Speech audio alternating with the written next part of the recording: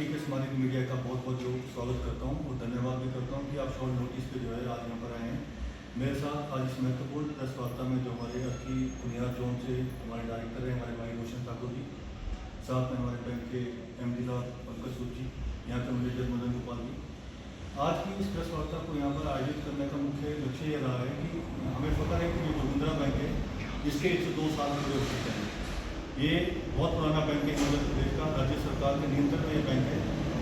102 साल पहले जब 1924 में बैंक बना था तो हमारी बहुत सी कई शाखाएँ जब बीच में खुलती रही तो कुछ एक जगहों पे है उस समय के मुताबिक थी। तो आज क्योंकि मॉडर्न जमाना आ गया है, हमें कई तरह की फैसिलिटी देनी है। जो अब उस टाइम वाहन भी कम हुआ करते थे, तो अब सभी लोग जो है गाड़ी वाले हैं, तो हम जो है अपने बैंकों का जो हमारी जो ब्रांचेज है उसको हम शिफ्ट करने वाले हैं नेशनल हाईवे की ओर, जहाँ पर भी लोगों को जो है ट्रैफिक की सुविधा जो है आसानी से मिल पाए और जो हमारे वैल्यूएबल कस्टमर है वो आसानी से अपना काम कर सके। तो उसी कड़ी में जो हमारा बुनियाद है, बुनियाद में भी जो हमारी शाखा है वो बीच बाजार के अंदर है, काफ़ी अच्छी चल रही है। पर बहुत से लोगों की डिमांड आई थी, जो हमारे यहाँ से लोकल हमारे डायरेक्टर है रोशन जी और हमारे जो यहाँ के विधायक है संजय अवस्थी जी, उन्होंने भी कहा था कि जो है इस ब्रांच को इस टाइम मेन रोड पर लाने की जो है आवश्यकता है। तो आज हमने यहाँ पर 6-7 जगहों का निरीक्षण किया है। बहुत जल्दी जो है हम एक सुटेबल जगह यहाँ पर फाइनल करेंगे। उसी तरह हमारा जो बराड़ी घाट है वो भी 4 लेन के उसमें आया था, तो हमने वहाँ पर ब्रांच शिफ्ट कर दी है। तो हम माननीय जो हमारे विधायक है संजय अवस्थी जी, उनसे हम समय लेंगे और अगर उस ब्रांच का जो हमारा नए भवन में शिफ्ट हुआ है उसका हम उद्घाटन करेंगे। उसी तरह से जयनगर की जो ब्रांच है वो भी बहुत नीचे है, उसको भी हम बहुत जल्दी जो है शिफ्ट करेंगे। दूसरी बात, मैं क्योंकि आज मेरा पहला इस तरह का दौरा यहाँ पर है सोलन में, तो मैं मीडिया के माध्यम से सभी से मिलता रहता हूँ, तो मैंने चाहा कि मैं जो अपने बैंक के फाइनेंशियल है मैं वो अर्की की जो स्मारक मीडिया है उनके माध्यम से भी यहाँ की जनता को कुछ पेश कर पाऊँ। तो मुझे ये फ़ख्र बताते हुए होता है कि जो हमारे लास्ट ईयर का जो फाइनेंशियल ईयर हमारा क्लोज हुआ है, जो हमारे बैंक के ऑडिटेड फाइनेंशियल आंकड़े हैं उसमें जो हमारा बैंक का नेट प्रॉफिट है वो 21.58 करोड़ रहा है, जो कि बीते वर्ष 2025 में 20.2 करोड़ का था। इसमें 1.56 करोड़ की वृद्धि हुई है। साथ ही अगर मैं बैंक के टोटल व्यवसाय की बात करता हूँ, हमारे डिपॉजिट और जो हमारे ऋण होते हैं उसका जो साइज़ है वो 2025 में 2139 करोड़ था, अब वो 2239 करोड़ हो गया है। मतलब कुल मिला के देखा जाए तो जो जोगिंद्रा बैंक है वो 2200 करोड़ प्लस का एक बैंक है। वो अपने आप में बहुत बड़ा माइलस्टोन है कि ये सोलन जिले का ही बैंक है।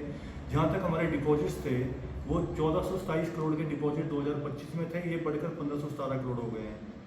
जहाँ तक हमारे लोन्स की मैं बात करता हूँ, क्योंकि जो बैंक चलता है वो लोन जो हम डिस्ट्रीब्यूट करते हैं उससे जो हम इंटरेस्ट अर्न करते हैं उससे बैंक जो है प्रॉफिटेबिलिटी में आता है। तो 2025 में जहाँ 711 करोड़ के हमने लोन दिए थे, 2026 में वो 744 करोड़ के जो हमारे लोन हुए हैं। तो बैंक की मैं नेटवर्थ की अगर बात करता हूँ, 2025 में बैंक का जो नेटवर्थ था वो 140 करोड़ का था, अब ये नेटवर्थ जो है 164 करोड़ की हो गई है। मतलब मोटे मोटे तौर पे ये फाइनेंशियल है जो सर्टिफाइड फाइनेंशियल है। कुछ एक हमारे मापदंड होते हैं जो RBI के हिसाब से होते हैं, वो होते हैं CRAR रेशो। तो जो RBI कहता है कि जो हमारी CRAR रेशो है वो 9% होनी चाहिए, तो जो हमारे बैंक की CRAR रेशो है कैपिटल एडिक्वेसी रेशो से कहते हैं वो 19.9% है। यानी कि वो हमारे बैंक की सफलता को दिखाता है कि हमारे पास बैड लोन्स को कवर करने के लिए हमारी जो कैपिटल है वो एडिक्वेट है, ये रेशो यही बताती है। साथ में जो हमारा बैंक का NPA होता है, NPA भी एक बहुत बड़ा मापदंड रहता है किसी बैंक को मापने के लिए। तो मुझे ये बताते हुए फख्र होता है कि जोगिंद्रा बैंक का पिछले 4 सालों से जो हमारा नेट NPA है, शुद्ध नेट NPA वो 0% है। और जहाँ तक मैं ग्रॉस NPA की बात करता हूँ, हमारा ग्रॉस NPA 3.2% है। हिंदुस्तान के बड़े कम बैंक होते हैं जिनका नेट NPA 0% होता है। तो ये मैं सभी जो हमारे मूल्यवान ग्राहक हैं मैं उनका धन्यवाद करना चाहता हूँ कि वो हमारे बैंक को, हमारी मैनेजमेंट है, हमारे बोर्ड ऑफ डायरेक्टर्स हैं, हमारे MD हैं, हमारे स्टाफ हैं, वो इतना अच्छा काम कर रहे हैं कि हमारा NPA अगर हमने 744 करोड़ के लोन दिए हैं तो मात्र 22 करोड़ का NPA है इस बैंक का। तो ये हमारी फाइनेंशियल्स के बारे में बहुत अच्छी बात बताता है। अगर मैं जब से हमारी गवर्नमेंट आई है, हम 2022 की मैं बात करता हूँ, क्योंकि बैंक में कभी राजनीति नहीं होती, ये इसमें राजनीति होनी भी नहीं चाहिए। जो भी यहाँ पर MD आते हैं, चेयरमैन आते हैं, उनका एक काम है कि बैंक जो है वो सभी का है। पर मुझे ये बताते फ़ख्र है कि 2022 में जहाँ पर इस बैंक के 545 करोड़ के लोन थे, आज वो 745 करोड़ के हो गए हैं, काफ़ी इसमें वृद्धि हुई है। 1281 करोड़ से हमारे डिपॉजिट 1517 करोड़ हो गए, जो मैंने अभी बताए थे आपको। 86 करोड़ जो हमारे 2022 में हमारी जो नेटवर्क थी, आज वो 164 करोड़ हो गई है। तो ये बैंक के फाइनेंशियल्स के बारे में बताते हैं। अच्छा, क्योंकि ये तो मैंने आपको बता ही दिया कि हम जो है हमारी ब्रांचेज हैं उसको हम मेन प्रेमिसेस पे शिफ्ट करने वाले हैं। उसी कड़ी में जहाँ पर आज हम इस प्रेस वार्ता को कर रहे हैं, तो अर्की में भी हम अपनी शाखा जो है इस भवन में जहाँ हम कर रहे हैं, क्योंकि अभी वो फर्स्ट फ्लोर पे है, हम इसको ग्राउंड फ्लोर पे लाने वाले हैं। तो इसका काम भी जो है अभी रोशन जी को हमने कहा है कि जल्दी से इसको स्पीड अप हम करवाएं, ताकि ये भी हम माननीय विधायक जी से अगले 1 महीने के अंदर जो है इसका हम उद्घाटन करवा पाएँ, तो इससे लोगों को सुविधा होगी। अब मैंने फाइनेंशियल इंस्टीट्यूशन में जो ट्रस्ट की बात की है, जो ट्रस्ट होता है वो किसी भी फाइनेंशियल इंस्टीट्यूशन की रीढ़ की हड्डी होती है। आजकल कई शुभचिंतक होते हैं, हर गांव में शुभचिंतक होते हैं, शहरों में होते हैं, प्रदेश में होते हैं। तो हमारे लिए भी एक शुभचिंतक है मुकेश शर्मा जी। मुकेश शर्मा जी एडवोकेट है वो, और हमेशा वो बातचीत करते रहते हैं जोगिंद्रा बैंक के बारे में। बहुत सारी ऐसी सामने आई हमारे भी वीडियो, तो क्या उनका कहना है आपके माध्यम से हम ये भी जानना चाहेंगे। मेरा कहना तो एक ही है कि शायद किसी राजनीति से प्रेरित मुझे लगते हैं। उनको अगर कोई भी समस्या रहती है, अभी तक वो कभी बैंक मैनेजमेंट में नहीं आए, ना कभी मेरे एमडी से मिले, ना कभी मुझसे मिले। वो जो भी इल्ज़ाम लगाते हैं वो मीडिया के माध्यम से लगाते हैं। उन्होंने हिंदुस्तान की हर एजेंसीज को कंप्लेंट करी है, उसके बाद वो उनको रिमाइंडर भी भेजते हैं। उन एजेंसी ने अभी तक अगर बैंक में इतने घपले हुए होते तो उन एजेंसी ने उसका जो है कोई ना कोई आंकलन किया होता, ठीक है। फिर क्योंकि हमारी जो गवर्नमेंट है, हिमाचल प्रदेश गवर्नमेंट है, वो एक पारदर्शी गवर्नमेंट है, उन्होंने रजिस्टर्ड कोऑपरेटिव सोसाइटी को भी कंप्लेंट की, तो हमारी गवर्नमेंट ने उसकी इंक्वायरी सोलन में ARCS को जो है मांग की। ARCS की कंप्लेंट जो इंक्वायरी है वो भी ऑलमोस्ट अब कंप्लीट हो चुकी है, ठीक है। जब तक किसी भी के ऊपर कोई इंक्वायरी चल रही होती है तब तक उसका मीडिया ट्रायल नहीं होता। आप रोज मीडिया में आके इस तरह की बातें करते हैं कि जोगिंद्रा बैंक डूब जाएगा, जोगिंद्रा बैंक से पैसे निकाल लो, उनके पास कोई तथ्य नहीं है।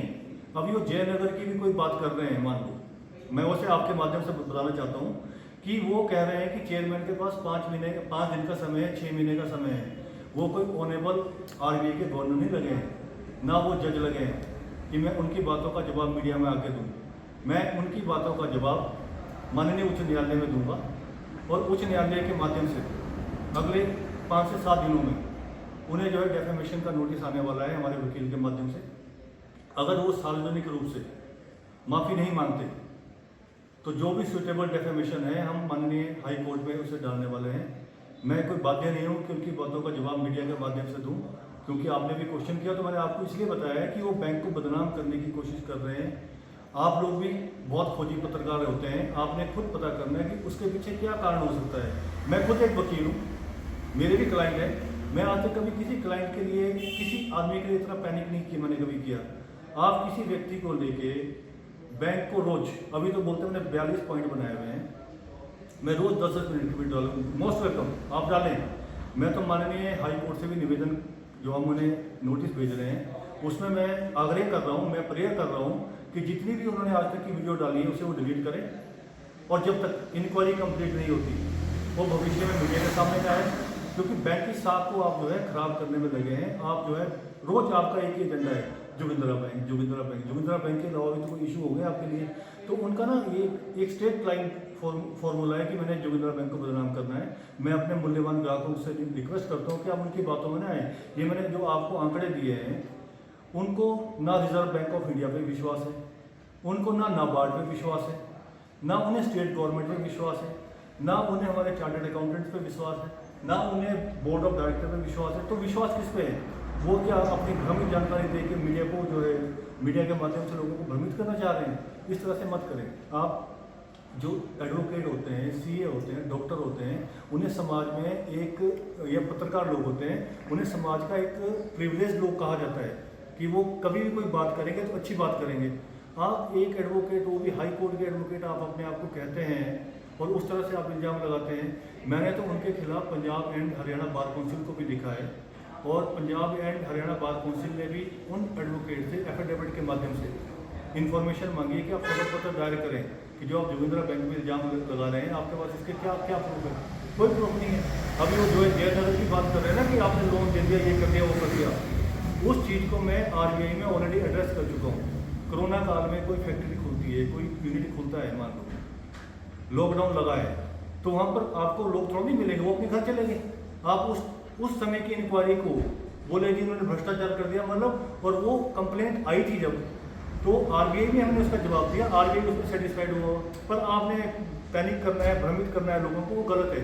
मैं उनसे आग्रह करता हूँ कि मत इस तरह का काम करें आप लोग फिर एक बार आए और एक बार आपको पुनः हम बुलाएंगे, क्योंकि बहुत जल्दी हम अर्की में और जयनगर अपना बराड़ी घाट में अपनी ब्रांच शिफ्ट करेंगे, तो आप लोगों से अर्की में जोगिंद्रा बैंक का ATM कब तक शुरू कर रहा है?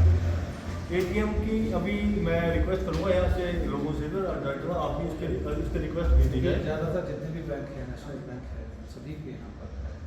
नहीं, अगर इसके रिक्वायरमेंट होगी तो बैंक शायद जोगिंद्रा बैंक का शायद ही अर्की के अंदर शालाघाट में, जहाँ तक मेरी जानकारी, तो अर्की विधानसभा क्षेत्र के अंदर सिर्फ एक ही ATM है जो शालाघाट। नहीं, अभी यहाँ पर अर्की में अब क्योंकि हम नई प्रेमिसेस में जो है अपना बैंक खोलने वाले हैं बैंक को, तो हम यहाँ पर जरूर हमने जगह भी बनाई है ATM के लिए, यहाँ पर ATM खोला जाएगा। और भी कुछ ऐसा है कि ब्रांचेज और कहाँ? ब्रांचेज तो मैं आपको बता दूँगा, अभी हमने लास्ट ईयर में विस्तार किया है। हमारी जो है 33 ब्रांचेज थी, 4 हमने नई खोली थी, और आपके यहीं पर ही कोफ्टू में बागा का सर्वे चला हुआ है, हमने डोमेन में ब्रांच खोली थी। और मुझे बताते हुए फ़ख्र हो रहा है कि मैं उससे आपको एक आंकड़ा देना और भूल गया था। हमारा बैंक, क्योंकि हम कब आगे बढ़ेंगे जब हम डिजिटलाइजेशन में बहुत आगे रहेंगे। मैंने माननीय मुख्यमंत्री जी से अपने बैंक में ही UPI लॉन्च करवाई थी, आज तक पिछले 2 साल पहले करवाई थी। 1242 करोड़ का लेन देन हमने डिजिटली किया है, तो यानी कि इतने, हाँ, UPI के माध्यम से। अभी हमने नेट बैंकिंग के लिए RBI से आग्रह किया है, तो मुझे लगता है कि इस ईयर एंडिंग तक जो है हम नेट बैंकिंग हम शुरू कर देंगे। जहाँ तक रहा विस्तार का, तो अभी हमारी 33+4 37 शाखाएँ हमने खोल दी है। बागा का सर्वे चल रहा है, तो जैसे ही बागा का सर्वे पॉजिटिव आता है और उसके बारे में हम जो है रोशन जी से मिलकर एक बार फिर दोबारा वहाँ पर जाएंगे, और बागा में भी हम जो है अपनी शाखा खोलेंगे। हम इसको आगे ले जाने के लिए जो है सभी लोग प्रयास करते हैं, और मैं अपने पूरे बोर्ड ऑफ डायरेक्टर्स का धन्यवाद करता हूँ। सभी लोग जो है प्रोफेशनल हैं, और उनके गाइडेंस में हम सभी लोग जो है अच्छा काम कर रहे हैं।